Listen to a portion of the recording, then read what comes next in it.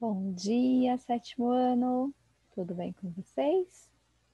Vamos lá, nossa aula de geografia, tá? Assunto, dando continuidade aí à aula passada, que a gente estava falando da Amazônia. E a gente vai ainda falar sobre a Amazônia, mas a gente vai falar sobre as atividades econômicas que existem na Amazônia, tá? A gente vai falar do extrativismo vegetal e mineral e da agropecuária, certo? Extrativismo vegetal, a gente já estudou isso, vocês já sabem o que é, né? É extrair da natureza, das vegetações naturais, a castanha, né? Uma fruta, algo que dá depois para vender. Esse extrativismo vegetal geralmente é colher os frutos das florestas da Amazônia, né, que são feitas ali por natureza, a floresta natural, não é aquela plantada, tá? Mas também existe, né, uma certa área, né, por causa do consumo muito grande desses frutos, acabou que tendo uma área assim de plantar esse tipo de árvore, que a gente chama de silvicultura, tá? Então, aquela mesma árvore ali que serve para a extração da vegetação natural, fizeram também uma plantação em algumas localidades dessas árvores para haver a extração, né, o extrativismo vegetal, certo? Então tem o extrativismo sobre a madeira, a castanha do Pará, o látex da seringueira, o babaçu, cupuaçu, açaí, são exemplos aí, né, do extrativismo vegetal. O extrativismo vegetal que não é sustentável, que é ruim para a natureza, é o da madeira. Os outros são todos sustentáveis, tá? Que eles pegam só mesmo o fruto, né? E a árvore fica ali sendo bem cuidada até para ter mais frutos depois, certo? Vamos lá. Aí a gente vai falar um pouquinho também da mineração.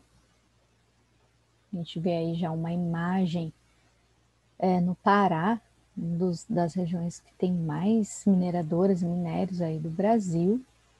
A gente observa a mineração como ela causa um grande desmatamento, crateras no solo, né, degradando bastante aí o ambiente, viu, gente? Isso, infelizmente, não é muito sustentável, não, tá? Perigoso também para quem trabalha, né? Um lugar de difícil acesso, né? As máquinas grandes, é um trabalho muito difícil, tá? Meio bem complicado. O extrativismo, então, outro tipo de extrativismo na Amazônia é a mineração, tá? A região abriga uma das maiores reservas minerais do mundo, são as reservas exploráveis, as maiores que tem no mundo inteiro, né? É aqui a da Amazônia, tá? A partir da década de 60, os garimpeiros no estado do Pará começaram a extrair grandes quantidades de ouro, o que atraiu muitas pessoas de diferentes partes do Brasil. Mas, infelizmente, né, gente, não tinha tanto ouro assim para enriquecê-los e acabaram que conseguindo poucas coisas. No sudeste do estado tem aqui, né, essa mineradora de ferro, está na imagem. Também tem bastante bauxita, manganês. Então tem vários tipos de minério que são bastante explorados aqui, principalmente por empresas estrangeiras. Tá? O Brasil não tem lucro com isso, infelizmente, tá? Que a gente vai ver aqui no próximo slide. Tem também o petróleo, bastante petróleo, gás natural, também que traz aí bastante venda, né? O estado está entre os 4 maiores produtores de óleo e gás natural do país. A descoberta é recente, tá? A descoberta dessas novas jazidas aumentou as perspectivas de desenvolvimento do setor da mineração na região. Mas, como eu disse, não é um dinheiro que fica para o Brasil, que é investido no governo, do povo, não. Tá? É um dinheiro que vem de fora. Presta atenção nessa parte, ó. Embora os investimentos na mineração tenham trazido algumas melhorias econômicas algumas poucas melhorias econômicas, tá? Eles não geram riquezas à população, não traz dinheiro para o povo, né? Para quem que vai esse dinheiro então, né? Pois vem acompanhados de muitos problemas decorrentes do grande fluxo migratório. Então, a população ali, né, nessa região, é muita gente que vem de fora, não tem infraestrutura, não tem uma boa cidade, algum lugar para eles viverem, é tudo meio que de qualquer jeito, não tem muita infraestrutura, não tem educação, não tem saúde, falta muito tipo de serviços básicos. Então, eles até têm um salário, mas, né, não tem todo o resto, que não tem infraestrutura nessas regiões da Amazônia, né, gente? Os grandes beneficiários, quem lucra de verdade, quem tem dinheiro, né, que lucra com isso, são as empresas estrangeiras, ou seja, todo esse minério que é vendido, que é levado para fora, que é exportado, todo o dinheiro que é gerado nessa mineração, essa venda desse minério todo, vai para outros países, tá? Vai para países que investiram aqui, porque as empresas não são do Brasil, né? As empresas são de fora. Outra coisa que o capitalismo traz, né? Empresas estrangeiras lucrando com o que é nosso, com o minério que é do Brasil, certo? Em razão dessa exploração, muitos de nossos recursos minerais estão se esgotando. E milhares de povos indígenas, olha aqui, gente, que trágico. Milhares de povos indígenas da região estão sendo prejudicados pela ocupação das áreas onde vivem. Quer dizer, esses mineradores, essas empresas estão ocupando, invadindo áreas indígenas, né? Estão pegando minério de área indígena, que eles estão perdendo espaço, está esgotando os recursos naturais do Brasil, está prejudicando a floresta com desmatamento, com muita coisa que acontece, polui rios com a mineração do ouro, né, com mercúrio. Então, quanta coisa ruim acontecendo com essa mineração, né, excessiva, e o lucro e o dinheiro ainda não fica aqui. A gente só está perdendo com essas empresas estrangeiras levando o nosso minério, né? E tem esse lado ruim, tá? Aí a gente também tem a pesca, o potencial hidráulico da Amazônia, que a gente já viu, maior bacia hidrográfica do mundo, muitos rios, né? Tem então um potencial hidráulico muito grande. Então, muita gente depende da pesca, tem então esse extrativismo animal, que é a pesca, certo? E tem aí muita venda, muito comércio de peixe, tá? Só que claro que tem também o lado ruim, que é a pesca predatória, tá? Porque eles vão pescar em período de desova, né? Então, às vezes, o peixe acaba sendo levado pela rede, acaba sendo pescado sem dar tempo de desovar. E isso é muito horrível, muito trágico e que vai causar diminuição drástica da quantidade de peixe, tá? Então, por quê? Porque não dá tempo de desovar, eles estão pegando, pegando, pegando, não está dando tempo de, né, criar novos, né, desovar, enfim. Então, mais um problema aí, tá? Do extrativismo animal insustentável. Então, enquanto está tudo sustentável, muito bem, né? Mas quando começa já a passar dos limites, ficar insustentável, o governo precisa ter um olhar melhor, uma fiscalização melhor em cima de tudo isso, né? Porque está aí causando um grande desastre nos rios, tá? Sem contar também, como eu falei para você, a poluição por causa do mercúrio que é utilizado para encontrar o ouro, tá? Então, tem coisas aí acontecendo que está estragando os rios e está acabando com a natureza da Amazônia. Hidrelétricas. Além da grande variedade de peixes, os rios da Amazônia apresentam um grande potencial hidrelétrico do país, tá? 4 grandes usinas hidrelétricas estão instaladas na Amazônia, certo? Então, a distribuição de energia na região é mais complexa devido às características do espaço amazônico, né, com grandes distâncias, e a floresta amazônica é um obstáculo natural, né, gente? Então, mandar energia para para todas as regiões que têm povoamento dentro da Amazônia, é um grande desafio, né? A própria floresta impede que tenha toda aquela fiação, tudo que a gente conhece, né? Em que é muito difícil levar a eletricidade para os povos mais distantes, mesmo tendo muitas hidrelétricas ali, tá? Essa população distante dos centros, abastecidos pela energia convencional, utiliza geradores a diesel, aí ele acaba tendo que levar por gerador, né? Para ficar mais fácil de levar eletricidade para esses lugares, tá? Com a construção dessas usinas, enormes áreas florestais que abrigavam uma infinidade de espécies animais e vegetais ficaram submersas nos reservatórios. Olha que judiação. Então, tem o lado bom da hidrelétrica? Tem, né, de forma sustentável, que, né, gera eletricidade, mas, ao mesmo tempo, tem um lado negativo, certo? Que é a inundação de grandes áreas, né, acabando com muita diversidade, biodiversidade. Então, tem alguns argumentos favoráveis às hidrelétricas e tem alguns argumentos contrários. Então, favoráveis, abastecer o país de energia para as próximas gerações, geração de milhares de empregos diretos e indiretos na construção de uma hidrelétrica, produção de energia, né, para ao menos 18 milhões de pessoas, né, que é a construção, a gente está falando de modo geral, mas aqui de 18 milhões de pessoas, é uma hidrelétrica específica que eles estão querendo, né, fazer, construção da hidrelétrica do Belo Monte, no Rio Xingu, tá? Mas de uma maneira geral, né, produção de energia, geração de emprego e abastecer, né, o país de energia até para mais tempo. Argumentos contrários, de uma maneira geral também, isso acontece em praticamente toda a construção de hidrelétrica. Inundação de áreas que prejudicam os agricultores locais e a população ribeirinha, indígenas e pescadores. Olha aí, tem muito mais ponto contrário, eu acho.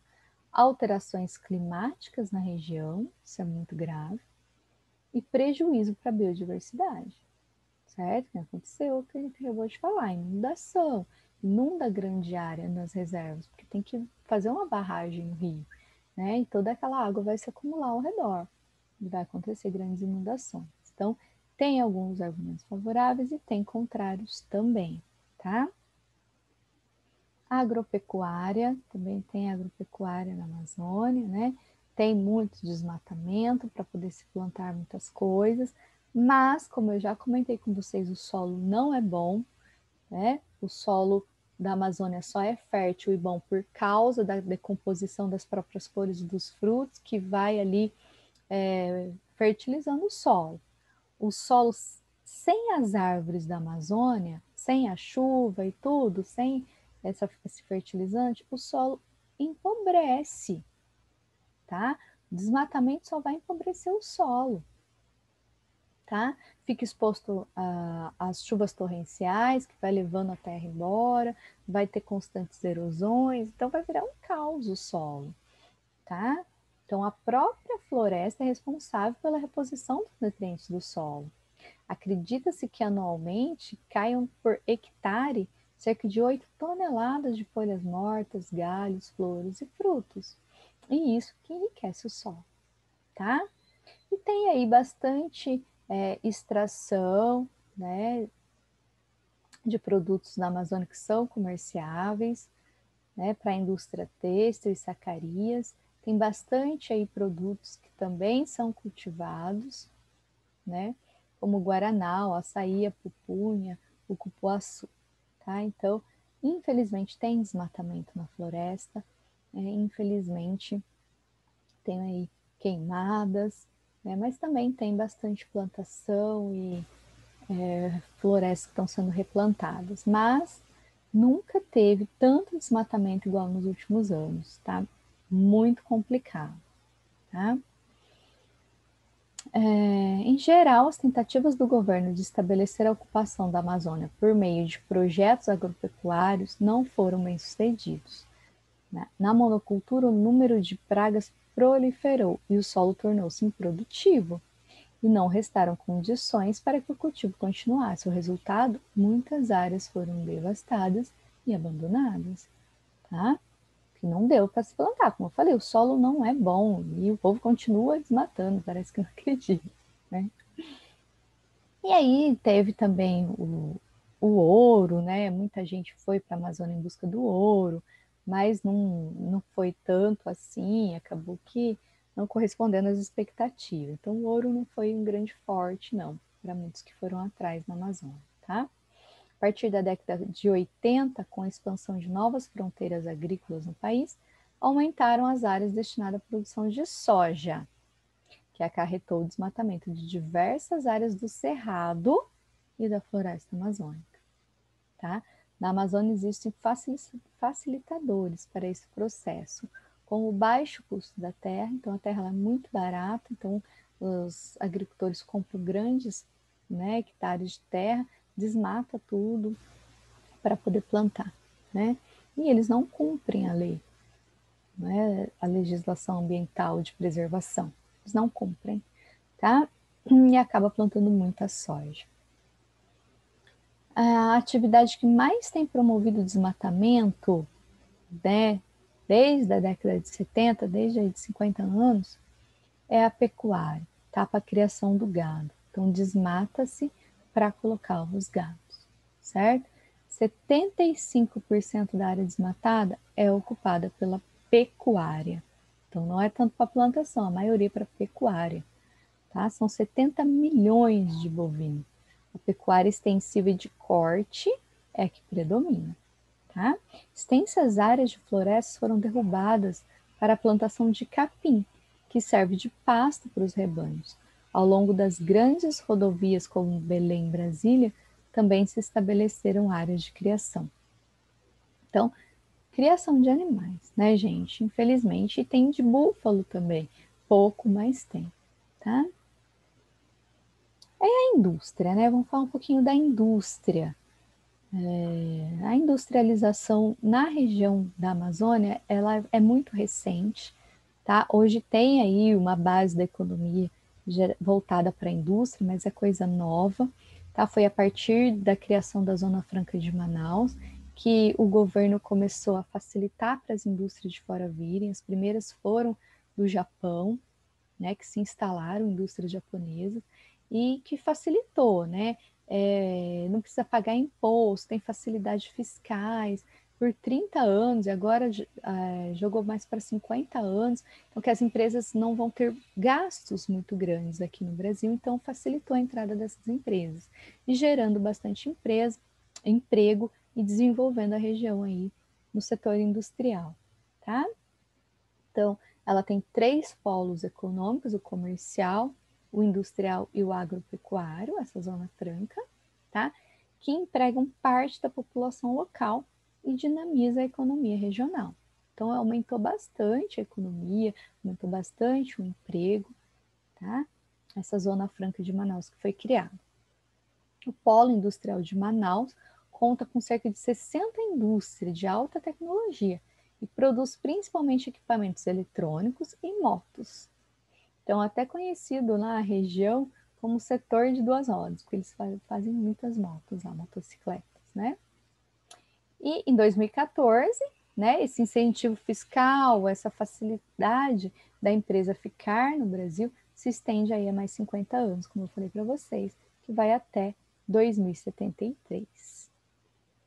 Apesar das tentativas de descentralizar a atividade industrial no país, né, espalhar, porque a atividade industrial ela está concentrada aqui no Centro-Sul, né, aqui em estado de São Paulo, enfim. E eles querem levar a indústria para o Brasil todo para desenvolver mais, mas é difícil, tá? Constata-se que a Amazônia apresenta pequeno desenvolvimento industrial, embora com o aumento do número de estabelecimentos nos últimos anos. Então, por mais que está tendo bastante indústria, está crescendo, está desenvolvendo, é pouco comparado com a nossa região aqui, tá? Destacam-se as indústrias ligadas à atividade mineral, que a gente viu a exploração do minério, né, gente? foram as atividades econômicas envolvidas na Amazônia, como o garimpo, a construção de estrada, a criação da Zona Franca de Manaus, que levaram um grande contingente populacional para a região. Então, essas coisas, né, o garimpo, a construção de estrada, infraestrutura, essa criação da Zona Franca de Manaus gerou muito emprego e muita gente foi morar nessa região e aumentou bastante, né, a circulação ali. Especialmente pessoas que vieram do Nordeste para ir à região de Manaus, né, Amazônia. As duas principais cidades, as duas regiões metropolitanas são Manaus e Belém, tá? Fica aí nessas regiões, então. Certo, gente? Então, Belém e Manaus são as principais regiões, os centros metropolitanos mais desenvolvidos aí do norte. Certo? Então é isso, gente.